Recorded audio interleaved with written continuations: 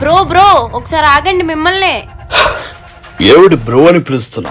పిలిస్తే వరప్రసాద్ అని పిలు, లేకపోతే బాస్ అని పిలు. అంతేగాని తమ్ముడని అన్నయ్య అని బ్రో అని పిలిస్తే కథ మారుద్ది. ఏంటి నీకు మిమిక్రీ వచ్చా?